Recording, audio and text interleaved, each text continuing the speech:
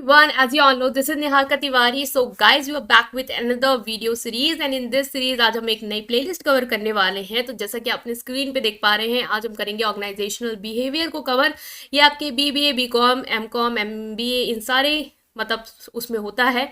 अब किस में है आप कमेंट सेक्शन में बताएंगे और किस सेमेस्टर में है वो भी बताएंगे। हर सेमेस्टर में, हर कॉलेज में अलग अलग सेमेस्टर में इसको दे देते हैं।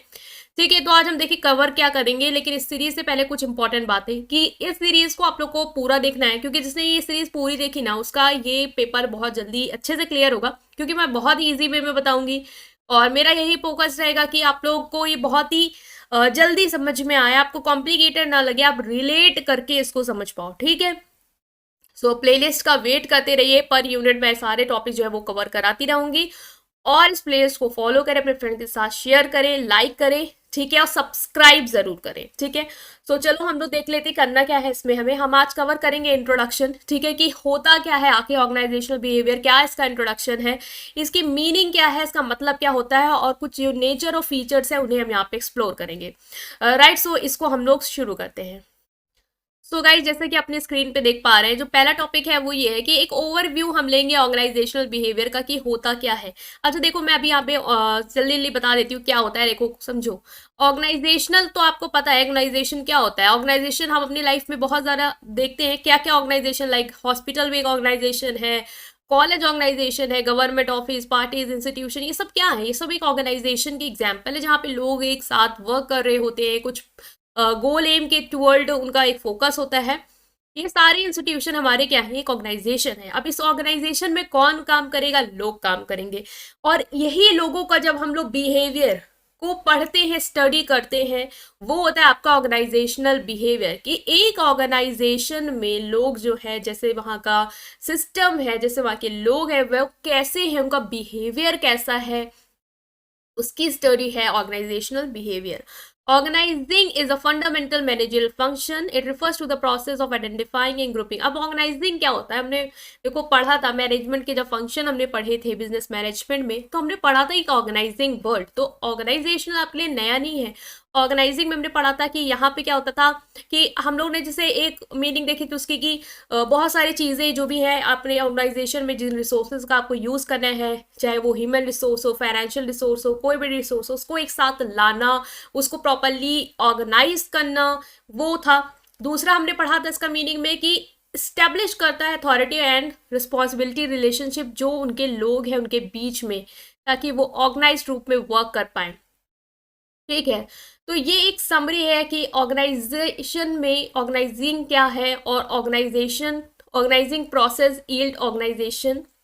ठीक है, which consist of group of people working together to achieve common goal. तो ऑर्गेनाइजिंग प्रोसेस से ही क्या आता है, जब हम ऑर्गेनाइजिंग करते हैं, लोगों को लाते हैं, उनको प्रॉपरली उनकी प्लेस पे पुट करते हैं ताकि वो लोग अच्छे से काम कर पाए, उनके वर्क को देखते हैं, उन्हें रिस्पॉन्सिबिलिटी देते हैं, उन्हें पावर देते हैं ताकि वो अपना काम कर पाए। तो ये क्या है, बताता है हमें कि इसकी वजह से क्या आता है, एक ऑर्गेनाइजेशन हमारी बन पाती है। और वो ऑर्गेनाइजेशन बेसिकली क्या है, लोगों का ग्रुप है जो एक साथ काम करते हैं किसी एक कॉमन ऑब्जेक्टिव या गोल को अचीव करने के लिए। ठीक है, तो ये एक ओवरव्यू है। बस आपको पेपर में अगर कॉन्सेप्ट लिखने आएगा तो आप इसको इस तरीके से लिख सकते हो कि ऑर्गेनाइजेशनल बिहेवियर आखिर क्या होता है। ठीक है, तो हम लोगों ने भी देखा है कि हम भी किसी ऑर्गेनाइजेशन में जाते हैं तो हम वहाँ जाके कैसे बिहेव करते हैं, हमारा क्या रवैया रहता है, कैसे हम लोग हैं, क्या हमारा एटीट्यूड है, ये सारी चीज़ें हमें ऑर्गेनाइजेशनल बिहेवियर में स्टडी करनी है। सो नाउ गाइज, अब हम मीनिंग को समझेंगे कि मीनिंग क्या है इसका। ठीक है, एक ओवरव्यू हमने ले लिया जहाँ में पढ़ लिया कि ऑर्गेनाइजिंग क्या होता है, ऑर्गेनाइजेशन प्रोसेस से कैसे हमारी ऑर्गेनाइजेशन बनती है। ऑर्गेनाइजेशन मतलब होता है सिंपल कि इंस्टीट्यूशन जहाँ पे लोग एक साथ काम कर रहे होते हैं किसी एक ऑब्जेक्टिव को अचीव करने के लिए। नाउ ऑर्गेनाइजेशनल बिहेवियर क्या है, it is the study and application of knowledge about how people act within organisation.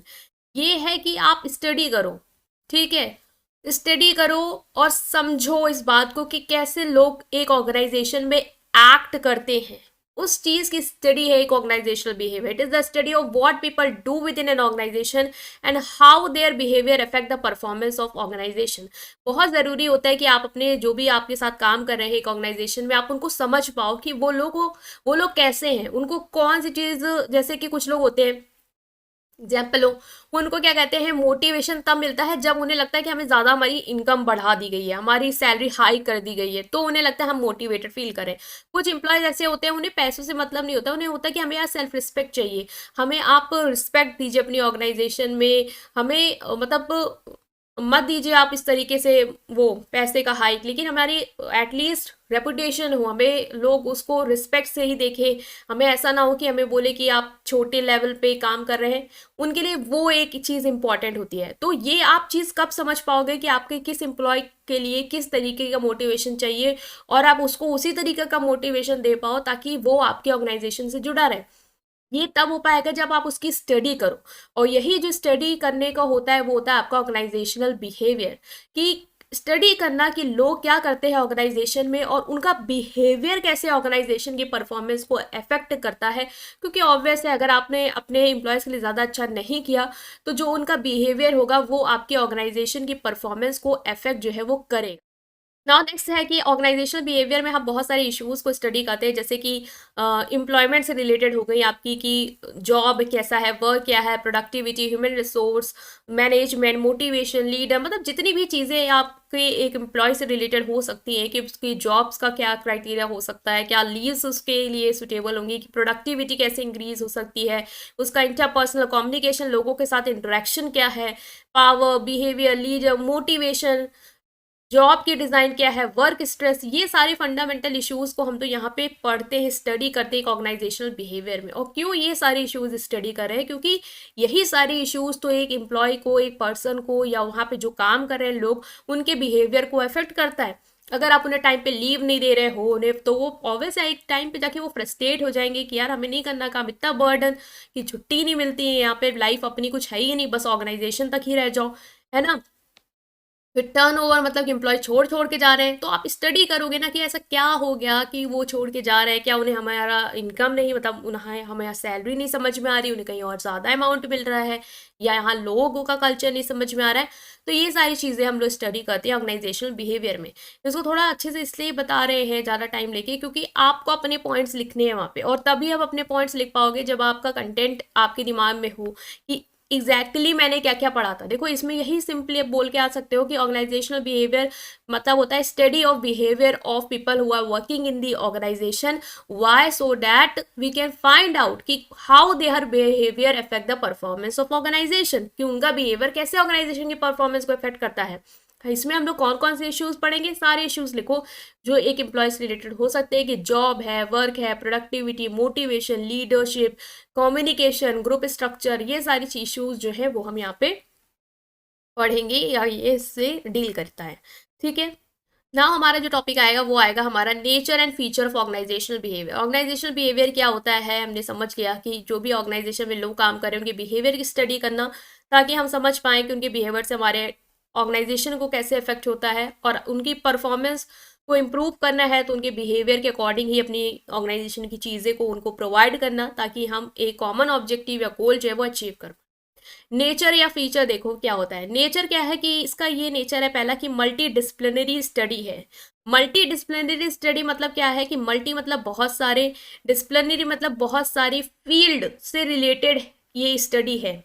मतलब ऐसा नहीं है कि ऑर्गेनाइजेशनल बिहेवियर में बस अब एक ही चीज़ का ही कॉन्सेप्ट अप्लाई होता है, बहुत सारी थ्योरीज और कॉन्सेप्ट अलग अलग फील्ड से ली गई हैं ऑर्गेनाइजेशनल बिहेवियर में।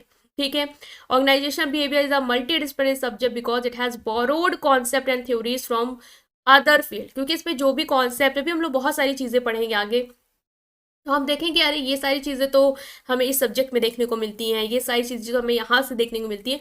तो ये सारे कॉन्सेप्ट वहीं अलग अलग फील्ड से लिए गए। ऐसा नहीं है कि ऑर्गेनाइजेशनल बिहेवियर में हमने जो भी कॉन्सेप्ट लिया है वो सिर्फ मैनेजमेंट से लिया है, ऐसा नहीं है। यहाँ पे हमने साइकोलॉजी से लिया है। साइकोलॉजी क्या, साइकोलॉजी मतलब मनोविज्ञान, मतलब कि लोगों के बारे में स्टडी करना कि लोग कैसे सोचते हैं, उनका क्या माइंड कैसे उनका वर्क करता है, किस चीज़ के लिए उन्हें अट्रैक्शन हो जाता है, उस तरीके की चीज़ें को आप समझ रहे हो, उनके मन से रिलेटेड चीज़ों को एनालाइज कर रहे हो। ठीक है, वो साइकोलॉजी की ब्रांच डील करती है, और साइकोलॉजी से भी बहुत सारे कॉन्सेप्ट लिए गए हैं, क्योंकि आखिरकार लोगों के बारे में ही तो आपको जानना है कि लोगों के माइंड में कैसे वर्किंग है, उनका क्या सोचने का तरीका है। राइट, सोशलॉजी मतलब कि सोशियोलॉजी बेसिकली डील करता है कि सोसाइटी में लोगों का कैसा रिलेशन है, उससे रिलेटेड होता है। तो सोशियोलॉजी के भी कॉन्सेप्ट लाएंगे, क्योंकि हमें पता है कि ऑर्गेनाइजेशन में लोग इंडिविजुअल लेवल पे तो काम कर रहे हैं, लेकिन एक ग्रुप में भी तो काम कर रहे हैं। तो वो ग्रुप में कैसे एक दूसरे के साथ वर्क करते हैं, उनकी कौन कौन सी थ्योरीज कॉन्सेप्ट अप्लाई करेंगे। नेक्स्ट इज जो political science, right. Political science का भी कॉन्सेप्ट यहाँ पे हम अप्लाई करते हैं कि पॉलिटिकल साइंस में जब हम आगे मतलब एक टॉपिक पढ़ेंगे डिसिप्लिन, उसमें हम लोग बहुत डिटेल में पढ़ेंगे। मोटा मोटा जो है वो ये है कि पॉलिटिकल साइंस, जैसे कि लोगों को पॉलिटिक्स पॉलिटिक्स में पढ़ा कि कैसे जो राजा महाराजा तो उन्होंने पॉलिटिकल पावर गेन करी, इसी तरीके से ऑर्गेनाइजेशन में भी लोग पावर में रहना चाहते हैं। उन्हें भी रहता है कि हम कैसे कॉन्फ्लिक्ट्स करके या कैसे शरीर के पावर ले ले। तो वो सारी चीज़ें के वो थ्योरी कॉन्सेप्ट यहाँ अप्लाई होते हैं। एंथ्रोपोलॉजी वाला सीन है यहाँ पे। एंथ्रोपोलॉजी वाली ब्रांच से भी बहुत सारे कॉन्सेप्ट लिए गए हैं। एंथ्रोपोलॉजी बेसिकली डील करता है स्टडी ऑफ सोसाइटीज़। अब लोग सोसाइटीज़ में स्टडी करेंगे, तो अगर हम सोसाइटी को स्टडी कर ले तो हमें समझ में आएगा कि जो लोग उस सोसाइटी से आती है उनका कल्चर क्या होगा। उस सोसाइटी के लोग, जैसे कोई सोसाइटी को आपने स्टडी किया, आपको पता चला कि इस साइड की जो सोसाइटी है यहाँ पे लोग टाइम को ज़्यादा प्रेफरेंस नहीं देते, तो आपको पता चल जाएगा कि वहाँ के अगर कैंडिडेट आप हायर कर रहे हो कि यहाँ का जो भी कल्चर है वो उस अकॉर्डिंग ही ये इंसान भी आने वाला है। तो वो सारी चीज़ें आपको हेल्प करती है एक ऑर्गेनाइजेशन में लोगों के बिहेवियर को अंडरस्टैंड करने में। टेक्नोलॉजी हो गई, ठीक है, साइंस हो गई, इन्वायरमेंटल साइंस, ये सारी चीज़ें अभी डिटेल में हम लोग आगे पढ़ेंगे। बस इतना आपको याद रखना है कि ये मल्टी डिसिप्लिनरी स्टडी है, क्योंकि यहाँ पे बहुत सारे जो भी आपके फील्ड्स हैं उससे कॉन्सेप्ट और थ्योरीज जो है वो हमने बोरो की हुई हैं, ताकि हम लोग ऑर्गेनाइजेशनल बिहेवियर को स्टडी कर पाएँ। ठीक है। Next is science as well as an art. जो ऑर्गेनाइजेशनल बिहेवियर है वो आपका साइंस भी है और आर्ट भी है। साइंस क्या होता है? साइंस होता है जब आप, साइंस एक ऐसी ब्रांच होती है जो कॉज एंड इफेक्ट पे रिलाई करती है, और ये वो कॉन्सेप्ट देती है जो बिल्कुल एज इट इज आप अपनी लाइफ में यूज करते हैं, आपको चेंज नहीं करने की रिक्वायरमेंट है। लाइक ग्रेविटेशनल जो फोर्स है वो मतलब कोई चीज है ग्रेविटी के कारण नीचे ही आएगी, तो ये एक मतलब ट्रुथ है, ये आप डिनाई नहीं कर सकते हो, ये एक फैक्चुअल चीज है। ठीक है, तो उसी तरीके से ये हो गई हमारी साइंस। तो because it applies ideas and concept objectively, मतलब जैसे कि जैसे आपके आइडियाज और कॉन्सेप्ट हमने जो भी फील्ड से लिए हुए हैं उसको आप वैसे ही अप्लाई करते हो अपने लोगों के ऊपर, जो भी आपके ऑर्गेनाइजेशन में वर्क कर रहे हैं, इसीलिए ये साइंस है। क्योंकि आप यहाँ पे कोई चेंजेस नहीं कर रहे होते, जो चीज़ जैसे है, जैसे आपको पता है वैसे ही आपने यहाँ पे क्या किया, अप्लाई करी है लोगों पे, ताकि आप उनके बिहेवियर को स्टडी कर पाओ। तो ये बेसिकली क्या है? साइंस है। क्योंकि एज इट इज चीज़ें आपने आइडियाज एंड कॉन्सेप्ट जो है वो ऑब्जेक्टिवली एज इट इज आपने अप्लाई किए हैं, ठीक है, उनको चेंज नहीं किया है। और ऑर्गेनाइजेशनल बिहेवियर आर्ट इसलिए है क्योंकि इसकी जो एप्लीकेशन है वो चेंज होती है एज पर नीडेड। मतलब हो सकता है कुछ लोगों के लिए आपको मोटिवेशन उनको प्रोवाइड करने के लिए जो है वो मनी इंसेंटिव्स देने होंगे, लेकिन कुछ लोग के लिए वो नहीं देना होगा। तो अगर आपको कोई थ्योरी आपने अप्लाई की जिससे आपको ये पता चल रहा है कि हाँ मोटिवेशन के थ्रू लोगों को अगर आप करना है तो आप यही रास्ता अपनाएं, तो एज इट इज अप्लाई कर ले तो वो साइंस है। लेकिन अगर आप उसको रिक्वायरमेंट के अनुसार चेंज कर रहे हो, आपको लग रहा है नहीं हमारे ऑर्गेनाइजेशन में ऐसे तो ये चीज़ वर्क ही नहीं कर रही है, ये चीज़ फेल हो रही है, तो अब आप अपनी नीड के अकॉर्डिंग चीज़ें अप्लाई करना शुरू करोगे। इसलिए हम इसे आर्ट भी कहते हैं, क्योंकि हर एक इंसान का अलग वे होता है समझने का, तो आपको उसको उसी अकॉर्डिंग ही डील करना होगा। तो आप रिजिड नहीं हो सकते हो कि ये कॉन्सेप्ट ऐसे ही है तो हम उसको ऐसे ही अप्लाई करेंगे, ऐसा नहीं है। आप उसको सिचुएशन और रिक्वायरमेंट के अकॉर्डिंग आपको उसे चेंज करना होगा। ठीक है, तो ये आपका साइंस भी है। कहीं कहीं आप बिल्कुल as it is concept apply करते हो, चेंज करने की रिक्वायरमेंट नहीं है, लेकिन कहीं कहीं जहाँ चेंज करने की ज़रूरत होती है आप उसको चेंज भी करते हो, ताकि आप अपने ऑर्गेनाइजेशन में स्टेबिलिटी ला पाओ, अपने ऑर्गेनाइजेशन में लोगों से काम करा पाओ। वरना अगर आप एक रिजिड कॉन्सेप्ट लेके चल रहे हो कि नहीं यही कॉन्सेप्ट है, टाइम पे आना है, यही टाइमिंग है, ये हमारा एक मतलब ट्रुथ फैक्चुअल कंटेंट है, हम इसको हमेशा से अप्लाई करते आए हैं तो यही रहेगा, तो फिर आप वहाँ पे फेल हो जाओगे अगर वो लोग नहीं मानना चाहते हैं तो। ठीक है, तो टाइम टू टाइम आपको चीज़ें जो है वो अपडेटेड भी करनी होंगी। नेक्स्ट जो आपका नेचर है वो है कि सिस्टम अप्रोच है। सिस्टम अप्रोच क्या है कि ऑर्गेनाइजेशनल बिहेवियर को हम एक एज अ सिस्टम मैथड देखते हैं, कि सिस्टम मैथड जो है वो ऑर्गेनाइजेशनल बिहेवियर में यूज होता है। मतलब इसमें बहुत सारे जो एलिमेंट्स हैं वो आपको देखने को मिल जाते हैं, इसमें जो एक पूरे सिस्टम की तरह वर्क करते हैं, आपस में इंटरकनेक्टेड होते हैं और वो आपस में एक साथ वर्क करते हैं, ठीक है। The system approach provide a valuable framework for understanding how the element of any organisation interact with one other, कि जो भी एलिमेंट है ऑर्गेनाइजेशन में एक दूसरे से कैसे इंटरेक्ट करते हैं और सराउंडिंग से। अब आता है एलिमेंट्स क्या है। एलिमेंट आपके देखो, एक होता है पीपल, होता है जो लोग वहां काम कर रहे हैं, प्लस टेक्नोलॉजी होती है जिस टेक्नोलॉजी के थ्रू वो लोग काम करते हैं, स्ट्रक्चर होता है, ठीक है।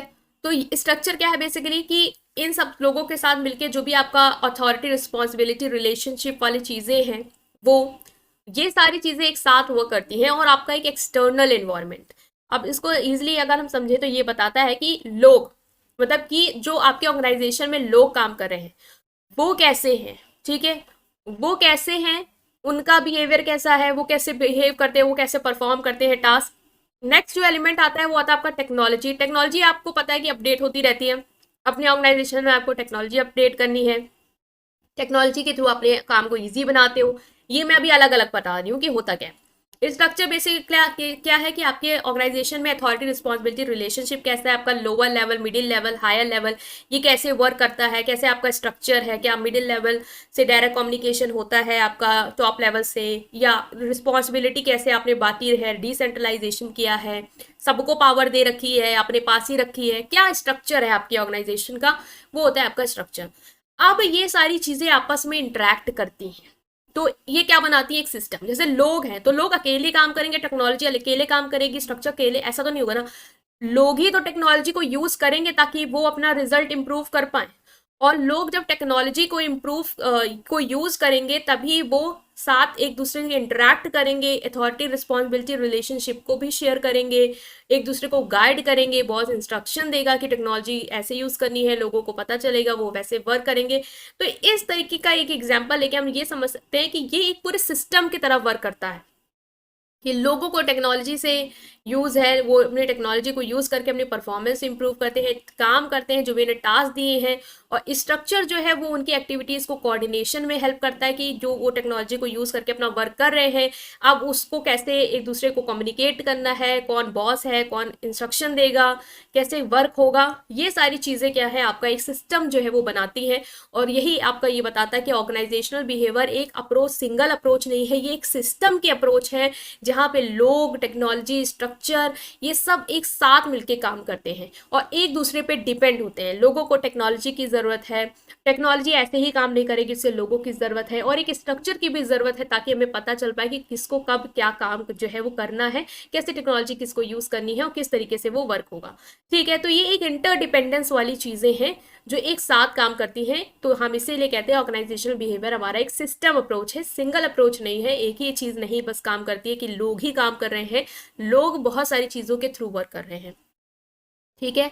तो ये हमारा क्लियर हो गया। और ये भी है कि एक्सटर्नल चीज़ों से भी एक आपका फैक्टर इन एलिमेंट आएगा जो हम आगे भी पढ़ेंगे कि एक्सटर्नल वाली चीज़ें भी आती हैं कि लोग सिर्फ अंदर ही काम नहीं करेंगे टेक्नोलॉजी और स्ट्रक्चर में, बल्कि वो बाहर से भी ये लोग सब आपस में मिलके इंटरेक्ट करेंगे। लोग अपनी टेक्नोलॉजी को लेके एक उसके साथ काम करते हुए, उसके स्ट्रक्चर में एक दूसरे के साथ कोऑर्डिनेट करते हुए ये भी फोकस करेंगे कि हम बाहर के जो भी हमारे इन्वेस्टर्स हैं उनसे हम अच्छा इंटरेक्शन कर पाएँ, उसके थ्रू हम अपनी ऑर्गेनाइजेशन के लिए ग्रोथ ला पाए, सक्सेस ला पाए, उनसे जुड़ पाए, ठीक है। तो एक बेसिक एक सिस्टम बना देता है ये पूरा आपका, ठीक है। तो ये याद रखे रहेगा। और इससे सिंगल भी क्वेश्चन आता है कि organisational behaviour is system approach, now explain, इसलिए मैंने इसको डिटेल में एक्सप्लेन किया है। आई होप कि समझ में आया है।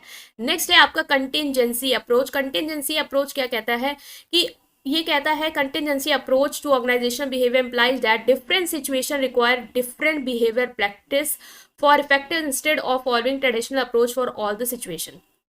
कंटिजेंसी कहता है कि अलग अलग सिचुएशन के लिए आपको अलग अलग चीज़ें जो है वो अप्लाई करनी होंगी ताकि आप अच्छा रिजल्ट ला पाओ। अगर आप एक ट्रेडिशनल अप्रोच को ही हर सिचुएशन में अप्लाई कर देते हो तो वहाँ पे आप फेल हो जाओगे। अब की टाइम का ऐसा टाइम है जहाँ पे चीज़ें चेंज होती होती जा रही हैं, अभी अगर हम एक टेक्नोलॉजी को ही ले ले ऑर्गेनाइजेशन में और हम अपने एम्प्लॉयज से बोले कि आपको सिर्फ और सिर्फ जो है पेन पेपर वाला वर्क करना है, आप सिस्टम में नहीं बैठेंगे, सिस्टम में कैलकुलेशन करने की जरूरत नहीं है, कैलकुलेटर उठाओ कैलकुलेशन करो, चाहे जितनी बड़ी बड़ी कैलकुलेशन हो, तो वहाँ के एम्प्लॉयज जो है वो ऑर्गेनाइजेशन से बहुत ही एकदम फ्रस्ट्रेट हो जाएंगे और कहेंगे कि यार इनका तो काम करने का ढंग ही बिल्कुल अलग है, इतने पुराने जमाने की सोच के साथ ये काम करना चाहते हैं और हम नहीं कर सकते। तो यहाँ पे आपको समझना होगा कि आपके जो लोग हैं उनके थ्रू आपको कैसे वर्क करना है, कौन से आप प्रैक्टिस जो है वो अप्लाई कर सकते हो जिससे वो लोग अच्छे से बिहेव करें और वहां पे आपके साथ काम करना पसंद करें।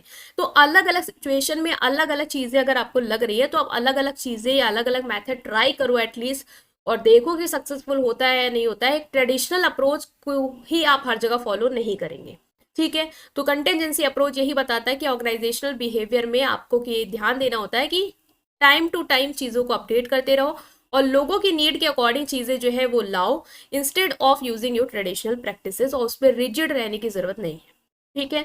नेक्स्ट आता है ह्यूमन रिसोर्स अप्रोच। ये बहुत ही ईजी है कि ऑर्गेनाइजेशनल बिहेवियर बेसिकली हम यहाँ पे क्या समझ रहे हैं कि जो भी ऑर्गेनाइजेशन में लोग काम कर रहे हैं वो कैसे बिहेव करते हैं। तो यहाँ पे आपको ह्यूमन रिसोर्स अप्रोच जो है उसे फॉलो करना होता है कि जो भी आपके लोग हैं, जो भी आपके ऑर्गेनाइजेशन में लोग हैं, उनके बारे में आप अंडरस्टैंड करो, ठीक है। It is concern with the growth and development of people, लोगों का उनका डेवलपमेंट करो, उनका ग्रोथ करो ताकि वो क्रिएटिव हो पाए, जो भी उनके अंदर पोटेंशियल उसका फुल यूटिलाइजेशन कर पाए। ये भी फोकस करता है आपका ऑर्गेनाइजेशनल बिहेवियर कि जो भी हमारे साथ लोग कनेक्टेड हैं हम उनका बेस्ट वर्जन जो है वो ला पाएं। और वो बेस्ट वर्जन कब ला पाएंगे, जब उनकी स्टडी करेंगे, उनको समझेंगे कि वो कैसे मोटिवेट होते हैं या उन्हें किस टाइप की लीडरशिप की रिक्वायरमेंट है, या वो किस तरीके से सोचते हैं, या कौन कौन सी नए नए स्कीम्स हम जो है ला सकते हैं उनकी नीड के अकॉर्डिंग, या उनके लिए कैसा एक फेवरेबल एटमॉस्फेयर क्रिएट कर सकते हैं। तो ये ह्यूमन रिसोर्स अप्रोच को टारगेट करता है कि हमें लोगों के लिए काम करना है ताकि लोग हमें अच्छा रिजल्ट दे पाए, है ना। तो यहाँ पे हमने कुछ नेचर जो है वो समझे, ठीक है, मीनिंग को समझा, ओवरव्यू जो था हमने उसे अंडरस्टैंड कर लिया है यहाँ पे। आई होप कि आपको ये समझ में आया है। स्टिल कोई भी डाउट है तो आप उसे कमेंट सेक्शन में पूछ सकते हैं गाइस। और वीडियो अगर आपको पसंद आई है देन आपको इसको लाइक करना है और चैनल को सब्सक्राइब करना, और फर्दर वीडियो के लिए आपको अपडेटेड रहना है, राइट। Thank you.